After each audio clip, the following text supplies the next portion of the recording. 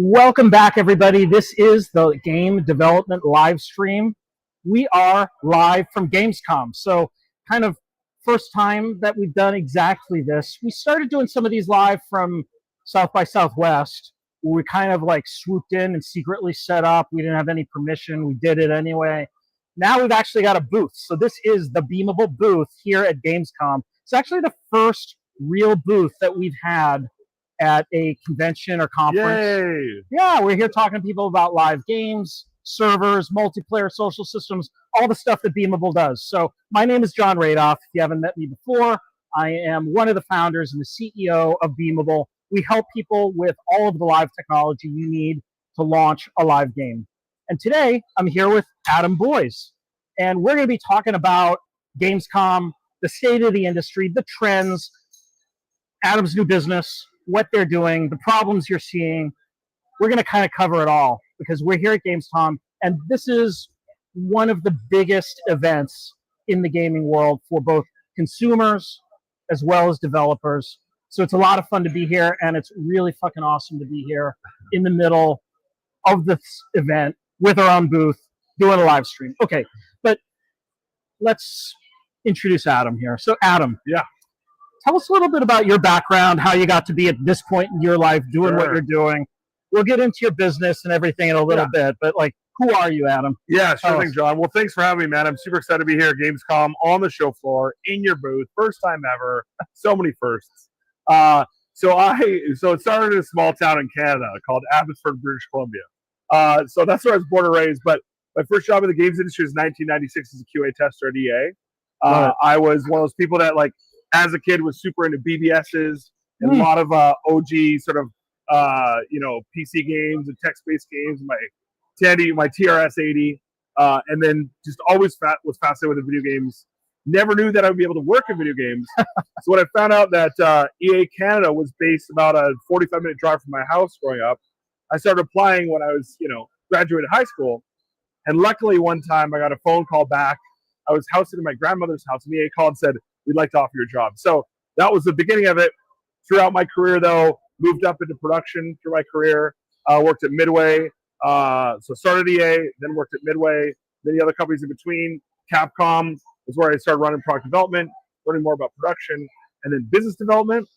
And then that transitioned into starting my own company called B2 Media, which then got me to PlayStation, where I was the VP of third-party content. So I was able to launch the PS4, do a lot of fun things there, maybe a little sharing video that some viewers might be familiar with.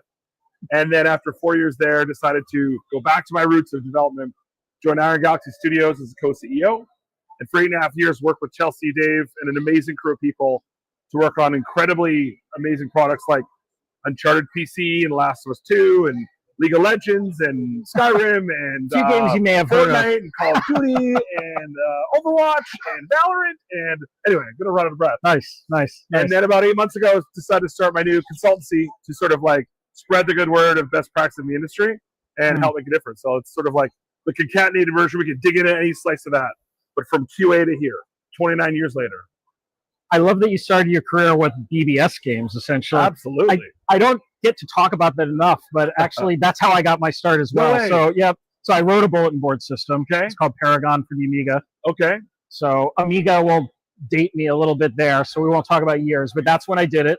Yeah. I did an Amiga BBS, and I wrote a couple of what we called door games back then, one called Space Empire. Believe it or not, I still, at this point, maybe rate of once a year, someone still emails me hey, do you have the source code to Space Empire? I want to that's awesome. Set it up. And unfortunately, I lost the source code. It's on the hard drive to my Amiga, which I have not been able to access. I sent it to some guy who thought he could get it off, but could not extract it. And now it's with all the ET Atari cartridges somewhere. Dude, we ended up using SPBS as our platform, and then Solar Realms Elite, Baron Realms Elite, Red Dragon, those were my jam games, right? I mean, being able to play games online multiplayer with people back then was incredible. Yep. Okay, so one little station identification thing as people are joining us. We've got a few hundred of you who've already joined. That's awesome. Glad you're here. You are here for a very special event because we're live from Gamescom doing the stream. The only hard part of this is when I do it from my home studio, I can see that screen. I can see the questions coming in. Oscar, we're going to need you to really like go into overdrive today and like be watching the questions and tee them up. Just jump in, interrupt when you see something in there, because I can't see that screen from here. And that said, Absolutely. why this is a live program. Like if this was pre-recorded, you wouldn't be able to ask questions. But this is a real opportunity for you to talk to Adam and ask him questions. You just heard his journey through the industry, which is pretty incredible. He's been exposed to so many games, so many products, so many genres, and also eras through the game industry. Here's your chance to get questions answered by someone like Adam. So don't miss this opportunity. You're here, you're live. We've already got hundreds of you. Bring those questions on, and we'll do our best to incorporate them into this conversation. Now, Adam, I want to talk about your business and the consulting that you're doing now, but let's start with state of the industry right now. Like I think it's now almost a cliche to hear how tough the industry has been over the last year. But what's your view of the state of things? What are the trends that are emerging? Is there any points of light that we can be excited about? Like, well, it's tough. We have to always caveat it, John, because I think the challenge we're facing is that anything we talk about right now about the hope in the future of brightness in the industry, it has to be paused as we acknowledge the people that they impact, right? There's been a lot of capital and money that's moved investment. Investments have been reduced. Companies have been downsized and closed. Projects have been canceled. So there's a myriad of projects right now that are being shopped around the industry. And there's thousands of people that are out of work, right? And so it's really difficult to talk about the bright future without acknowledging the challenge people are facing. Now, luckily, our industry is super supportive, and there's amazing outlets for people to go to get support services. Like Amir Satvat's game, game group that's very supportive for people that are out of work. But when we look at the future of what I'm excited about is, even though we're going through these cataclysmic changes, we still see games popping off, right? I love stories like The Peak, a group of people that did a game jam over, winter to build a game that's now sold millions and millions of units that people are playing. Games that are like Headliners. I was playing with some friends recently on Steam, which is basically a game where you drop in and you're all photojournalists. There's no guns. You just have to basically record all these aliens and extract before getting killed. But you can't shoot anything. There's no violence. So what I keep seeing and I get excited about is that even though we are a year, 40x of publishing games on PC, there's still new things coming every day. So that's the part that I'm really excited about. Investment has slowed for sure. We know that as an impact.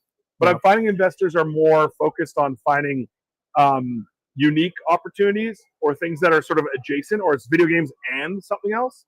So sometimes it's video games and AI, video games and community, video games and streaming. So it's more of those combinatorial things that people are interested in investing in. But it's really about sort of like trying to be an even keel, try to be a guiding light in these changing times, because attention's changing. TikTok is reprogramming our ability to have attention to details. So we really need to be sort of mindful of that. Roblox, obviously, massive successes with Grow a Garden. So what I love about it is that I'm always surprised every day when I see new pitches, see new things. So it means that the heart and soul of this industry is still alive and well, even though the financiers and the capital deployers are a little bit slower right now. Hopefully we can fix that, as we start to at least acclimate to these new world order, So innovation is alive and well. Absolutely. Which is a must, I think, right? There was 19,000 games in Steam last year. I don't know how many there will be this year. More. I heard 25,000, I think. Yeah. And then I think with AI, I think we're going to see even more, because it's going to reduce the the time to market. And unfortunately, with that will come some bad products that can be released quickly. But, we're used to bad products in this industry. It's okay. That's not going to change. Yeah. So I think discoverability, when we talk about the challenges people are facing, discoverability is a massive issue right now in the games industry. How do you find things you like? That's a big problem. So the funding on top of that. But the innovation is there. I think if we go back to the root of why we are all here, is because we love creative works of art, right? And so that's, I think, more gardening and less sort of like monolithic building. I think the era of sort of manufactured boy bands is over. I don't think you can make a massive game now and just force it down everyone's throat. I think you have to earn people, and I think that's about the organic, fertilization of great products and build them over time. It's an interesting thought experiment. If we're going to see 25,000 games this year, though, at the same time as we're seeing like a decrease Well, you and in I capital. won't. We're going to see like 15 probably because they're so hard to find. Right. So the discoverability problem, but in terms of the numbers that are going to hit Steam, Yeah. just as one data point, although which is also just a partial picture because that doesn't include like whatever's happening on mobile, Yeah. all the other platforms. And within Roblox and UEFN and stuff like that, absolutely. That's a lot of products. Did we need all that venture capital anyway? Well, yeah, I mean, I think we always need money to invest in ideas. Yeah. I think it's a bigger question of, do we need to invest it all in one area, or do we want to invest a little bit of it across the board? So I think that goes back to the gardening analogy. I think right now as an industry, I'd love to see more focus on us just planting a ton more seeds, right? If we plant hundreds of seeds across the board or thousands of seeds, smaller investment to see what percolates, then when you have a game like The Peak that pops or like Blueprints that pops, then we can invest and be like, oh, that's really fascinating and follow that. But yeah, no, the challenge is that out of the 25,000 allegedly that might come out this year, how many are going to make that team whole? And the answer is not a lot, right? It's going to be single percent maybe. So I think that's the other cautionary tale is that a lot of people I've met believe in the game so deeply, they're going to mortgage their house on it, or they're going to take a massive loan. In the end, if it doesn't find its audience, then that could be a big, massive challenge. So interesting. So you're seeing essentially less than 10% being made whole on their investments, which I probably think even smaller than that. Probably even smaller than that. If we look back through the history of the industry, it was probably, at least for professionally published titles, like 20%, something like that. Yeah, probably even more, because I think that's the other thing is that I think if we look back to the original, let's go to PlayStation 1 era, and there was so much challenge to even get a game greenlit because you need to be able to manufacture it, build it, manufacture it, get the development kits. There's a lot of control. There's a lot of precise control over the whole entire sort of like strategy. And that was guarded because there was massive capital investment needed to even build one thing. So that's when the publisher monoliths were built, right? Only 5 companies at the start could afford it. And then there was 8 and there was 10. But there was a lot more predictability in how these games would sell because you could pre-order in or create journalism excitement, which would then convert to pre-orders, which then you could use to go to the bank and get more money because then you could start to forecast your sales. So it was the formula was predictable. And nowadays, so the analogy I always use, John, is like, it was like we used to be golden retrievers, and you could just put little treats in front of us and nom, nom, nom, nom, nom. Here's my big bowl of food. And nowadays, I think players are more like mosquitoes. So like there's swarms that fly around, but attract them it's hard. So the predictability is off. That's why I think why we're seeing less games be successful. Okay, so that said, a lot of innovation out there, but harder to discover. A lot less access to capital. More competition, really. Yeah. So you decided to kind of pivot into consulting over the last year. Yeah. Talk to me about like why this time too? Like it seems like to me this would be like, well, I have 2 thoughts on it. Sure. One is the hardest time to pull that off, Yeah. given just sort of the demand side. Yeah. But also I am a big believer in like when everybody else is moving in the other direction and taking cover, like that's the time to like build a new business. And that seems like really smart too if you have the ability to actually put that foundation in. So why now, and what are you trying to accomplish? Yeah, smart and crazy. Well, it really started because when I decided to leave Iron Galaxy, I love the company, I love the team. Really, it was an amazing era of my career. I started just talking to different studio heads, what problems they see. I started asking a very simple question, which what's the number one problem in the games industry? And the first 10 people I asked gave me 10 different answers. I was like, okay, something's weird here. And I kept asking more and more people. So I ended up interviewing over 300 people, and I got over 127 different answers. And I was like, something's weird here. So then it almost like haunted my brain. Why is everyone not clear on what the problem set is? I was like, oh, because everyone's chasing different solutions for different micro problems. So then I go back and I'm like, okay, well, who currently do we look to in this industry for advice? When we're a large company, who do we call, right? We don't have Ghostbusters, so who are we going to call? And they're calling on a lot of these big, huge firms that serve agriculture and serve other industries, space industries and financial industries. And I'm like, why are we calling them when they've never shipped games? Like last time I checked the credits, I've never seen McKinsey in the credits list of any video game, right? So the idea that I had was, in order for us to help empower the future game makers and developers and platforms of the industry, we need to basically build a think tank group of diverse people. So we have 10 of us right now that work together, all from various backgrounds. So former CTO, multiple former CEOs, former CFOs, that we've come together like the Avengers to help sort of impart some of this wisdom, but with the hands-on history and the hands-on experience, right? Mhm. No one that I've ever seen at these Big Seven started in QA 29 years ago. They usually came out of an Ivy League school, which is great, and they're very smart people. It's not about sort of their credentials or their smarts. It's more about the nuance of understanding. We've seen shit, right, from back in the BBS days. And so if you've lived that life, it's easier, I think, for you to help build a future path forward, especially when there's so much that's unknown. Mm-hmm.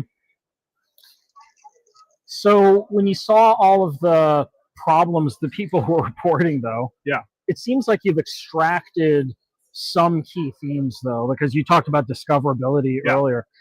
Discoverability is this problem that we've been talking about in the industry forever. Yeah. So I'm another side story of like my own background in the industry. Like 15 years ago, he's over here, Trapper and I ran a company called Gamer DNA. And what we did is so this is back in the day when Microsoft didn't know how valuable their data was. Sure. They're like, sure, you can have an API to every live achievement being earned across the entire platform. Like, great, we can do so much with that achievement data because you immediately know what games people are playing, how deeply they're engaging with them. You can recognize patterns and clusters of like behaviors. So the idea was we were able to extract all that information from Xbox and then generate a social network essentially based on behavioral gameplay, which turned it into an ad network that we could create.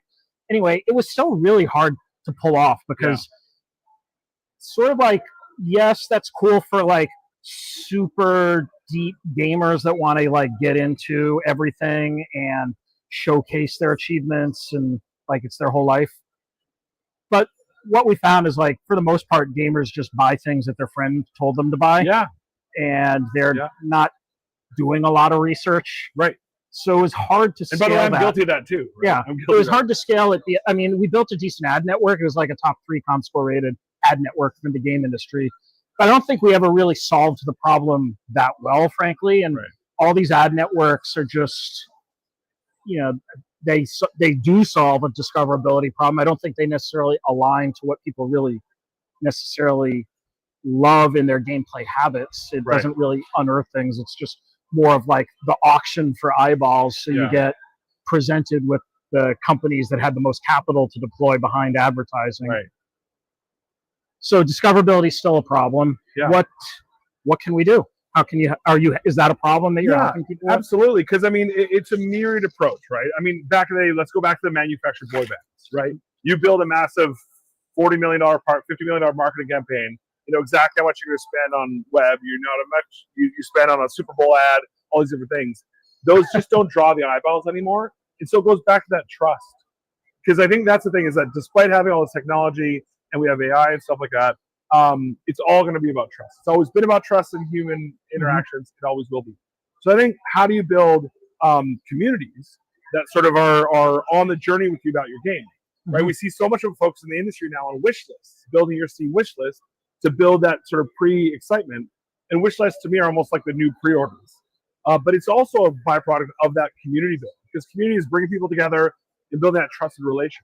But it is still hard because you have to get your word out there. So you have to sort of elevate your game. You can't just say, if you build it, it's no more Field of Dreams. If you build it, they will come. It's like if you build it and this and this and that and this and that. And a lot of times for studios to try to figure that out, they're calling different places. They're on Reddit. They're trying to figure it out. They're creating support groups. Instead, it's like what I'd love to see in the future of the industry. Here are the first 30 things you need to do. And then they can check each one. And then after that, here's the other things you could do. And then if you still want more support, then you can call us and we can help you handcraft it. But right now, there isn't that playbook, right? We're not as an industry trying to build that playbook to give that out to people. So you got to poke and find it little places. So I think part of it is just access to information. Interesting. We ourselves dabbled into user acquisition at Beamable, and we stumbled upon it, by the way. We're still trying to figure out how we can scale it and make it a bigger thing in the future. But we have this community hub where essentially the end users, the players of games and people who are interested in the token that we're launching and whatnot, because what we're launching later this year is a community-owned backend for games, basically. So instead of going to an Amazon, you can have a more economical option where the community owns the network infrastructure and they can earn by providing compute capacity. Yeah. So we've got this whole community that's fired up around like the fact that we're doing that, and they're actively involved. And we tried this thing within the community hub, which is let's try just making quests for playing the games that are on the network. Yeah. And it was surprising how effective it was, actually. We didn't expect this. Like, we had people tell us that it was the most effective marketing they had ever done for their game. So cost them zero, so we've got to take that into account because it was an experiment. But yeah, but like real results, like Steam wish lists and people buying things and stuff that a game developer actually cares about. So like there's clearly a need for more ways to discover games. And this wasn't even a really intelligently architected one. It wasn't like, here's the game just for you. Go play it. It was just, hey, community, like if you want to support the games that are on the network that you're becoming an owner of, then go check it out. And people were very attracted to that. It's fascinating because I think that the data, kind of back to your gamer DNA stuff you guys used to, the data's all there. And the platforms already own the data. And I know there's a big hesitancy around user data and what you own and what you don't own, right? I do always believe that if you want to opt out of everything, then you should be able to go to a record store and flick through records and find what you love. But most people like me who use like Spotify, for example, I'd rather it go like let's take, for example, Steam, Xbox, PlayStation. They know what, like you said, what achievements I had, my playtime, what my session lengths are, what days I play. Then they can cross-pollinate of like, okay, we know your friends do that too. And we have some of them have like push recommended. But I just feel like there is enough time and effort put into the platforms of like mining that stuff and being like, oh, if I knew that I'm playing Satisfactory for 2,000 hours and I'm playing Factorio for 5,000 hours and I play we know something about you. We know you weirdo. We know you like Factory and sort of like this game. So, hey, this new game just came out. You should play this. And I'm like, I'm okay with it knowing my play patterns so it can give me more so I can share more of my time. Because I think it also comes to what we see too, another challenge people face nowadays is that they get stuck in ecosystems, right? They get stuck in their Fortnite ecosystem or their Call of Duty or their Roblox. And I kind of liken that to a comfort food. You go to a place, you're like, I want chicken tendies. That's my jam, right? So I'm always going to order that every time. But I think sometimes you're like, well, I bet you might like this other thing too. And that sort of creates a more healthy and more balanced ecosystem than just all of the money living within these monoliths. So what other trends are you seeing? Like, what about the development process itself? This is, I mean, somewhat of a leading question because it's what Beamable does in our business. I started this business with Trapper and Ali because we wanted to make it a lot more economical to bring a product to market and just focus on the fun, really. Like, developers, as I see it, spend way too much money on things that are not related to actually making a fun game. Amen. And what we do is boring as shit, frankly. Like, no one should repeat the stuff that we've had to build. If I was going to start another studio today, I would be completely building on Beamable because I would not want to ever build that stuff again. And it costs millions of dollars to build really scalable like back-end infra for game. But that's just one example case. Like, are you seeing anything similar to that in terms of like developers focusing in on just the fun factor? Yeah, absolutely. And I think this is also where this interesting turning point because once artificial intelligence sort of entered the chat, I think the industry were like kind of caught off guard of like, what does this impact us? How is this different? And I think what a lot of people lose sight of is that AI is actually like a parent sort of brand of 10 different sort of sub areas of it in a way. Like Gen AI isn't really tool chain optimization, isn't really transcription analysis. And like there's different levels and layers. But quickly we jump on this thing of like, we need to have a position. I think one of the challenges I think we're facing in society is we want to put everything in a bucket A or bucket B, right? Very binary situation. And so many people early, as AI entered the chat, we were like, oh, we must reject it. And so some people are like, I hate it all, no thank you. And so I meet with studios that are like, we've never used it, we don't use any part of it, we never will. And I'm like, be careful. The game industry has an amazing immune system for new ideas sometimes. They're all like 100%. Is weird to me because we thrive on innovation. John, I've always said this, like, we're a bunch of nerds at the beginning who like built cool stuff that we believed in. And now anytime someone brings us something that's moderately popular or comes from a new angle, then we reject it, right? That's usually our first reaction. It's a threat to parts of what we do. Just like blockchain is sort of a threat to parts too. But like, instead of us always focusing on the sky is falling, end of Earth times, I think we should try to train ourselves to what can this help us do? How can this move us? Because now I see the teams that are rejected. I see teams that are 6 people vibe coding a game in 6 months. And yes, I know the chat's going to kind of go crazy about this whole idea, but I'm not an engineer. I'll take my example. This summer I had an intern for 6 weeks, and we just wanted for a project to vibe code a travel and conference coordination app. Okay. So we started doing that together, and I realized that my QA training of being able to write up bugs and user cases and expected results and doing the screen capture, I was actually a phenomenal vibe coder because I could talk about what I was trying to do and then frame the problems. And so we basically built this thing over 2 weeks that was like usable. I started saying it to friends. So we're not shipping that. I'm not trying to shove that down people's throats. I'm not saying the next big game is going to come from vibe coding. But that team of 6 that built that product in 6 months, then maybe just need the last 10% to get arted or more animated and stuff like that. So hey, Adam, and that's the the next big game will be vibe coded. I don't know if that's going to be in 6 weeks or a couple of years, but to your point, one of the first games I made like more than a decade ago was a ripoff of Activision Sequest, and it did very well when we did that. It was called Gold Diver, and it took us. It was like we made it in 21 days, but it was 12 of us knocking it out in a crunch period. It was crazy.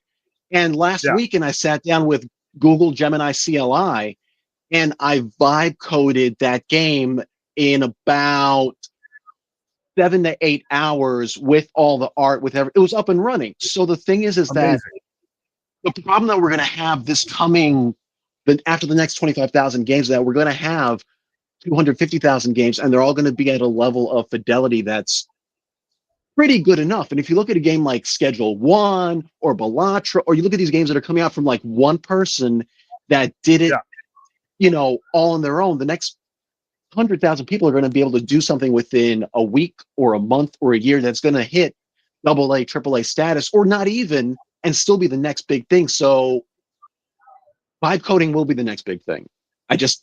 You're not wrong. AI is okay. It's an existential crisis for everybody in the industry right now as well. Well, we can all, I love that, Oscar, because it's enabling it. I call it the Iron Man suit. I can't fly. I can't shoot fucking rockets. But if I put on the Iron Man suit, I do all that. Right, get Jarvis. And so I think to me, it's an empowerment tool. I agree that we should, tread carefully. But if we empower people to be able to make creative things on their own, I think, Oscar, to your point too, on top of that, if we don't tell people how it was made, people might not care as much, right? Because like, if I'm playing something that I enjoy, do I care what country it was made in? Do I care how it was made? I just care that I love it. And I think too many times we focus on what did they do before? Tell that to Steam's team of service. Yeah, I agree, but tell that to Steam's TOS, and then like the little check mark when I make my vibe coded game, and then like 100,000 people like shit post me out of existence because AI. I mean, it's also the audience that's a little pissed off. Yeah, there's the people who will post you out of existence. I don't know. That's fine. That's freedom of commercial intentionality, right? Do we care about those people that try to post you out of existence, though? Like, is that the customer base? I do have a general thesis, though, on the technology aspect of games, which is, and I've been in this industry for multiple decades now. There was a time when technology was very frequently the edge you had in creating a new game, 100%. discovering a way to apply that hardware in some new innovative way. Like, just look at Doom, for example. Like what Carmack and crew figured out how to do on a PC in whatever it was, 1994 or something. It was amazingly innovative, and you suddenly had an experience that like you were doing something on your computer no one had done before. Today, I won't say that never happens. There are always cool new tech things that people figure out, but that's the exception, not the rule. Like mostly it's about applying the technology that exists and building something genuinely fun that isn't about just raw technological innovation. Yeah. And the tech that you need to draw upon is frequently very hard to do anyway. Like if you didn't have a 3D engine you could pull off the shelf and use, you would have to reproduce $50 million worth of like investment. I mean, it's much more than 50 million that Epic has spent on Unreal Engine, of course, but like just the pieces you need would probably be $50 million worth of investment. Or back end like us. Like I think some people have estimated building a scalable back end is like a $20 million investment for a studio. Those are just two examples. Vibe coding just gets you to market faster. It's just another. But by the way, to your point, the most secure platform will not be vibe coded. The most performance engine will not be vibe coded. Those will be handcrafted, and that's okay too. So it's like I think it's more about creating space for creative opportunities to see where we can go on this exploratory journey. Or that matters some of the things you touched on earlier, Roblox, UAFN. Like I think there are really interesting, genuinely creative new kind of games that have been created in Roblox, for example, that would have never been greenlit in a studio. Like my daughter plays this fashion. Oh, my daughter too. I forget what it's called actually. No, it's not Fashion Closet. No, Fashion. I can't remember. But it's the one where they gotta like go shop, dress up to the theme, and then they get voted on. She will do that game loop over and over and over again, and she's played it for a few years now. So like that's an example. Like I don't think EA was going to greenlight that game, but in Roblox it could be assembled very economically. As far as I know, it was one person probably coding it in a weekend. Pulled that off, and you've got the social community there that gives you access to players who want to jump in and get involved. That's just another example of you didn't have to build all of that stuff, and you now can unlock a lot of game types that would not previously have been possible. Right. And none of us are saying press button, make game. No one wants that, right? We want more opportunity.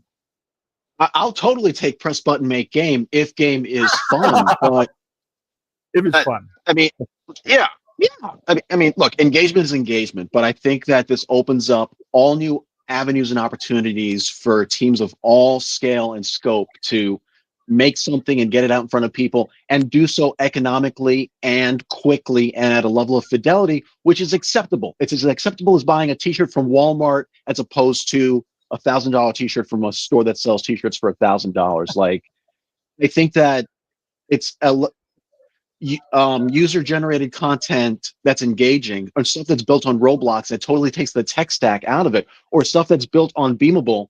You get to the fun as quickly as possible. You get to iterate, you get to polish, you get to make it as engaging. The whole asset flip problem that we ran into back whenever it's still a problem, but like that everyone hated Unity was because it was an asset flip. It's like, no, it's like building blocks are building blocks. People love Legos. You just got to make something that looks nice when you stack it together. And technology and AI is going to allow us to make things that are way more engaging, way more quickly. It's just, I think discoverability at the end of the day is going to be the biggest problem. Or matchmaking more than anything else. Matchmaking, maybe. I may be changing my tune too, and what I think the core skill sets of a game developer is, because if you'd asked me 10 years ago for sure, and probably even 5 years ago, I would have said like the core game developer has really good sort of ideas on the game they want to make, and they're pretty technical. Like you are able to sit down and actually start building stuff. Right. Because if you're just sort of like writing GDDs and then hoping you're going to hand it off to an engineer who's going to code it for you, like I'm aware that that happens in a lot of bigger teams, but like to get something off the ground and started, like you got to be able to prototype, just get it created. Yeah.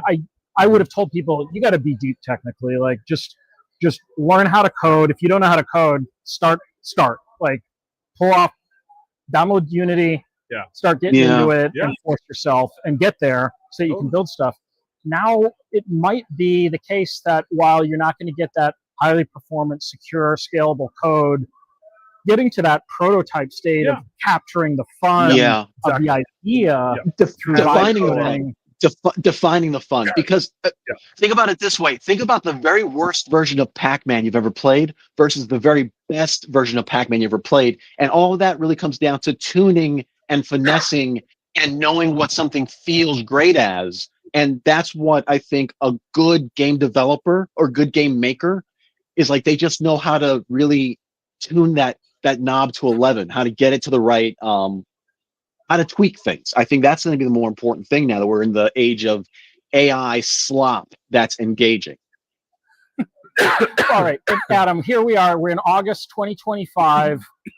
Let's say I'm a game developer. I've got a great idea for a game. It's not a clone of one of the 19,000 that was on Steam last year, which were clones of probably, 24 game concepts. I want to make my game. What would you tell that game developer? And they're going to just throw everything into it. They're like, we'll just assume they've got enough personal runway, like they can just now They're going to self-fund it all? Well, they probably can't. They might not be able to fund everything, but they can get the idea stage. What should they do? Man, that's a loaded question, John. The first question I usually ask is, why did you make this? Yeah. Okay. Well, and then the question, if they don't answer it with that first question, the second one is, who is this for? Yes. Oh Right? my God. Because a lot of times, like, for people like this plus that. Now, my favorite answers are usually people that are like, I've been looking my whole life for a game that is 25% this and 75% that. I haven't found it, so I want to build my forever game, right? Mm-hmm. Like, that to me is one of my favorite answers, because it's Love like, it. oh, you've thought a lot about it. And that's where you can go, okay, maybe an RTS plus roguelite might not be the best, like, to be able to comp and forecast, but there's probably riches in those niches if you can really land it. Then the third question, and ironically I usually ask the first two as almost leading, is, are you building a game or are you building a business? Mm-hmm. Because every developer I've ever met was building a game and not a business. Yeah. And that to me is a massive instantaneous fallacy. Mm-hmm. Because if you don't understand, and I don't expect people to understand how to build a business, but if you're not building a game and a business at the same time and at least acknowledging that, then you're setting yourself up for a world of hurt, right? Because building those fundamentals, what does that even mean? How did you incorporate? How's the ownership of the IP? Where is the company based? How are you building out the team? Are they also co-owning it with the funding when you do get funding? If you do get funding, if the game is successful. Because we've seen this game succeed and all of a sudden, like, the ownership team breaks or fractures, or the game gets acquired and all of a sudden the parts and pieces are everywhere. So those are some of the key questions, because where we go is infinite outcomes, but having those really understood. Actually, the tests I used to do when I was at Capcom, that actually started at this Gamescom about 14 years ago, is I would just, first question I would ask was actually, is it fucking great? And how fast they answered and how excitedly they answered actually gave me an 80% efficacy on whether it was. Because if they're like, absolutely, I can't wait for you to show. That was very rarely the answer, but when it was, they were damn close. Mostly it was like, well, the bill just came together last week and it. I'm like, then why are you showing anyone? Like, if it isn't going to knock people's socks off, why are you showing it? But yeah, we can go a million ways from there. Okay, but I love some of those initial questions you were asking, because I feel like we could take a quick aside into like pitch deck 101 almost here. My favorite. Because I see game develop, just because of where I am, and like we provide technology to like everybody. Yeah. We're like a general arms merchant in this industry. So I also get asked by so many developers like, hey, can you take a look at my pitch deck? I'm trying to raise money for my game. Right. I'll tell you what the most common problem I see is. I'd love to hear your own. I can't wait. The main thing I see, this is a good and bad. The main thing is people are so in love with their product idea, all they can do is talk about the product. So I'm seeing slide after slide of like, here's my amazing product idea. Terrific. Glad you like are really into your product. That's like a minute. Of course we expect that. But you're creating a pitch deck, and there's two main audiences for a pitch deck: a game publisher or a VC. And these are fundamentally financial professionals that need to understand one of the key questions you raised earlier, which is, who is this for? Yeah. And I always tell people, this deck would make so much more sense if you explain to me who is the audience, what is the thing that they've been missing for years that they wish they had, and why are you the world's greatest expert on what that gap is and how you can deliver that fund to this audience and execute for this product. And if you can do that, I bet you can then convince a bunch of people to invest in it.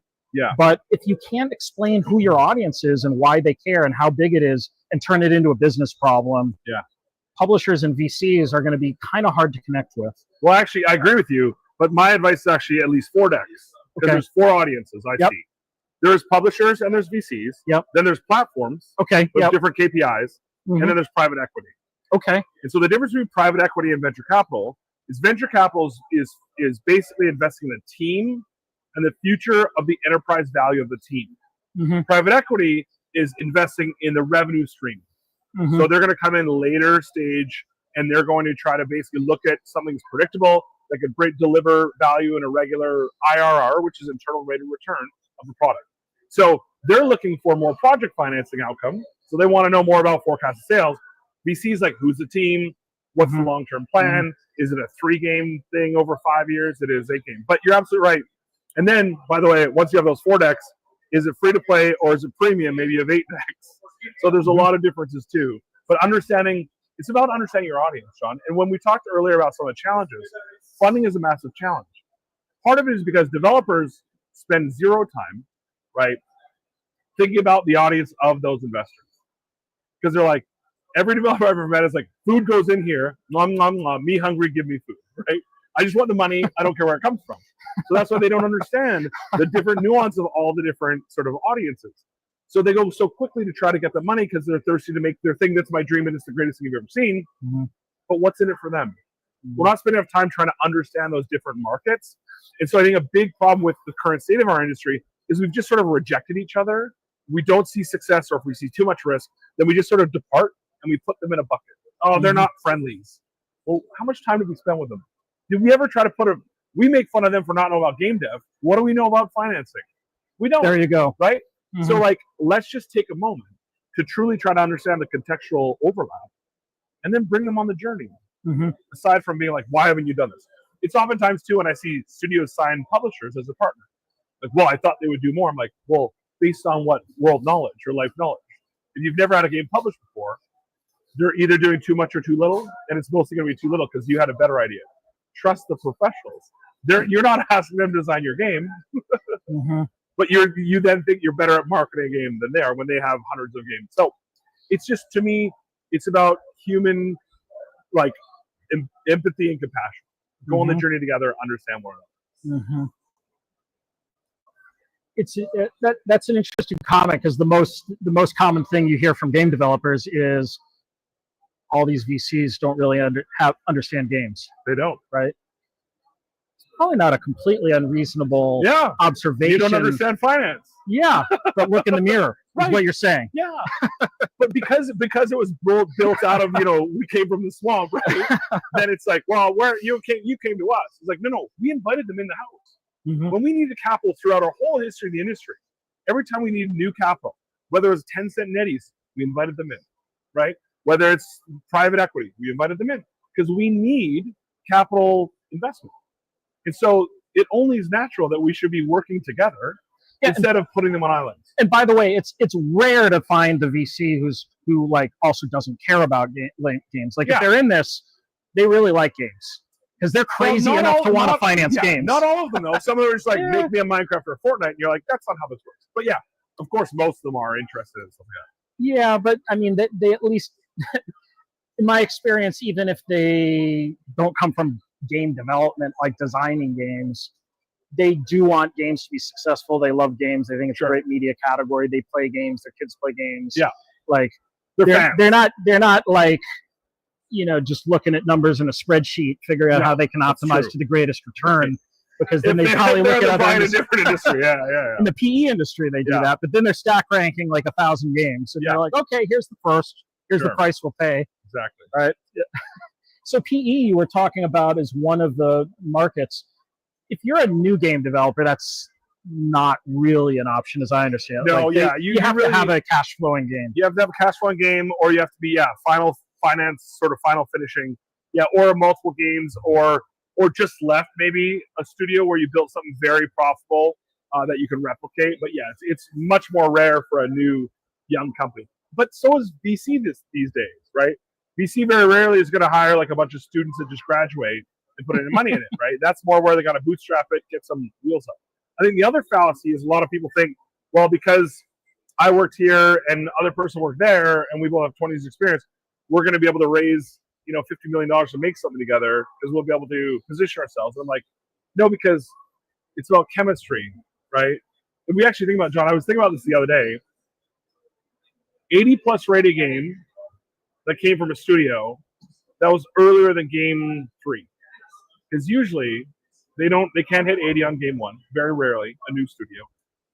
And then, by the way, I don't mean 80 like 80's the North Star, but like high quality product from a brand new studio is super, super rare. When you're talking about large scale, like obviously we have the Peak and we have, even Helldivers was game 6, right? Think about Hades, that was game 4. Not the Supergiant, all their games were amazing. Well, all the examples from mobile, like I think... Respawn, right? Respawn really hit their stride with Titanfall 2 and then Apex after that. It was like game 4 where they hit the moon. Yeah. So oftentimes people are like, you can just put money in and the first game's going to be a crushing hit. And it's like, no, it's about time and effort. And so our industry is also counter-programmed. You really have to think about 10-year sort of like horizons versus just burn and turn. This game's out in 3 years, it's going to be huge. So that's another challenge that we're facing. So you were just talking about different ways of funding games. Yeah. So my perception is there isn't a lot of venture capital left. Correct. Yeah. Publishers have money, but they've pulled back a bunch. What's your perspective? What are you seeing out there? Like, if you were going to start a new studio today, just from a pure time optimization standpoint, where would you focus your time and energy, both before you even try to raise capital? Like, what do you got to be able to prove? Yeah. And then what are the sources of capital that make the most sense to even go after? That's a great question, because it's multifaceted. One, it goes back to if there's the burning game you need to make, and I need to make the game, and I'm going to bet my life, I'm going to bet my house, I'm going to bet, or my retirement, or I got some money because Gramps passed away. If you're going to make that, I don't recommend that, because the chance of that succeeding is very low. So I think the first thing is like, who is funding? Like, imagine it as you're on the game design journey of trying to build what you want and think about what you want to build. You're also doing equal hourly research. Who all the other sources? What are their remits? What are their goals? Because there is like accelerator programs. There is government grants. There is both provincial, state, international, cities. Like, there's ways to get money different places. But most people just charge in there, and there's like, I need $500K to make my game, or I need millions of dollars to make my game. They're like, okay, and they're like, and we're almost out of money. Like, how much planning do you need? So it's about trying to scour that information sort of flow to get all those sources, because that's the problem. It changes month to month too. It changes every quarter, where like, oh, that accelerator now it's changing the remit. Or sometimes a big investor will have Fund 1, and Fund 1's goal will be, hey, I want to have like single player games that are 5 hours long, made by with deep narrative. And then Fund 2 comes along, and oftentimes what happens is they're recouping Fund 1 along the way, and Fund 2 comes along, and maybe they've now raised $200 million, and Fund 1 was $50 million. And like, well, Fund 2 is about multiplayer games as a service, with a lot of repeatable players. So understanding all those different parts and places. And one of the challenges is all this stuff isn't publicly easily available, right? So that's why you call someone like us to be like, okay, give me the lay of the land so I know what to pull from. And then I would tell you, okay, if you're serious about this, depending on where you're based geographically, we know that publishers have a lot of allergen right now to US only companies because the high price point. So then it's like, let's say you're in Canada, which province are you in? How much sort of provincial sort of incentives do you have? What about grants? Because you're building it locally, is there R&D credits? A lot of publishers want to see a lot of activity in South America and Middle East regions and North Africa and Eastern Europe. So there's a lot of different things that go into it. So I was thinking about it like, you could stack the deck. Imagine if you could look in the eyes of a publisher, which I used to be, And you can be like, okay, if you have ticked these 6 boxes, you're in a really good spot. But being in a really good spot these days is still not easy. 5 years ago, you come to Gamescom with a paper pitch, and you could probably get funded for a couple $1 million. 5 years ago, we had ZERP and infinite money to fund any idea. And so I feel like I'm hoping that we'll get back to a place. I don't think the big $300 million projects happening every single day is going to be in the future, but I do think a lot more capital being deployed. So it's about stacking the deck, knowing who you're going for, knowing what their goals are, what their KPIs are, what they're trying to do, and then making sure that even though you're building the pitch for you and the game for you, you're thinking about them because it is a partnership. So that's the venture funds. What about publishers? Like, can I still come up with an idea, go to a publisher, have them fund my game? You can. It's happening. No, I've talked to studios that are getting deals. They're allegedly right in this now. business, right? Yeah, no, they're signing games right now. It goes back to you're not going to take, like, let's say a game that looks like Minecraft and pitch it to Paradox, right? Just like you're not going to take a super heavy battle sim and pitch it to Devolver, right? Devolver has to have this like flair, this sort of punk rock flair. A Raw Fury game might be more artsy, and then a Perna game might be even more artsy. So it's about knowing the audience, but then it's also checking in with the team before you even start building. Like, hey, right now, what's your guys' appetite? What kind of sizes and scope? And a lot of people will give you that answer. Like, we're looking for nothing over X amount of dollars. That way you're saving yourself time. Because a lot of people go into the lab with their crew for 6 months, cook something up, ta-da! And then they'll be, where do we go? I'm like, if you would have started to figure out where you can go, then you could better sort of define it. So publishers are still spending, but not a lot. And then there's new vehicles too. Like we talk about private equity, but there's independent investors that are, and angel investors that are investing. A lot of people that have been successful in video games are doing a little bit of angel investing too. And oftentimes that's a nice angle because then they become your advisor. They can help sort of navigate the process too. But it isn't easy, and it's about homework. If you think about it, to your point, if there's 25,000 games coming, how much more effort are you putting in to gather all that knowledge and information than everyone else? And you should be in the top 1% if you want to be successful. But most of them just go, I made something cool. Food goes in here. Give me food. Just, it's hard to do these days. So you were talking earlier about your own Avengers team, basically, and what you put together. If I'm building a new studio today and I'm just getting off the ground, like earliest stages, like what does that team composition look like? And I know it can vary depending on the kind of game, for sure, but like at its core, what do you think you need to be able to just get things off the ground and be able to even approach these publishers or VC sources? I'm going to start with the backwards thinking, which is first I'm going to start with the number of people. I think an odd number is important. Okay. I think a founding team of 3 or 5 is better than a founding team of 1, 2, or 4. Okay. And why? Well, one's an odd number, but it is. But it's but it's a little small. Okay. Well, one's doable. But what I've seen so many times with a single solo founder is that what happens is it becomes a bias enhancement factory. Yes. Of like their vision, and some of them it works for. But most of the most successful auteurs that I've ever met in my career find that balance. Like, let's take Ed Boon, for example, who created Mortal Kombat. He found Sean Hemrick, who's his studio head and the GM, VP now at Warner Bros. And that yin and yang is important. So Ed can focus on creative, Sean can focus on the business, right? So if you're just solo, then oftentimes it can go in different directions. Whereas if you build a squad, and I'm also biased because at Iron Galaxy there were 3 of us. So we always said we're always going to make unanimous decisions, and if we don't, whoever has the most religion wins. And it was able to make us so it was like, 2 versus 1. But if somebody feels very passionate about something, we'll probably go in that direction. Then it goes back down to what are their backgrounds. Complementary is important, right? You have a business-minded, a creative-minded, a technical-minded. That's sort of the dream team. If you're building, like, let's say a codev, maybe all engineers actually work too. But sometimes you often know I need business or I need someone with operational excellence.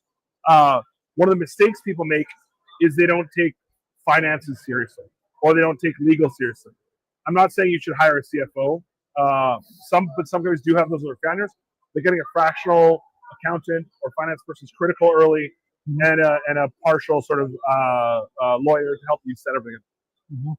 But it really goes down to what you're trying to build. Yeah, the magic is you have a designer, you have a producer, you have a business person, you have an engineer, and you're maybe an audio guy or girl, and you're off the races. But it's really dynamically different on what you're trying to build. As long as you're aligned in what you're trying to do, too many people don't have a 5-year plan or a 10-year plan. They're just like, we're gonna make a game. And I was like, okay, and I want a cookie. I don't like, what are we doing here?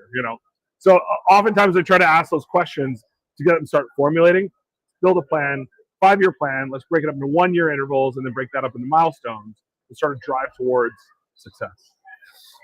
And on that technical person, going back to something we talked about earlier, I feel like a few years ago I would have been like, you just need someone who's like amazing inside the engine, can be a shader graph programmer, can make that engine dance and do whatever the hell they want so that the game idea comes to life very rapidly. And I wouldn't discount that today by any means. I think that's a great skill set. But today it feels like the tech magician on your team is more of a composer who really knows how to pull all the pieces together and isn't necessarily biased towards, I'm just going to like raw code my way to success. Yeah. Like it's great to have a 10x coder who can just like code things if they want to. Yeah.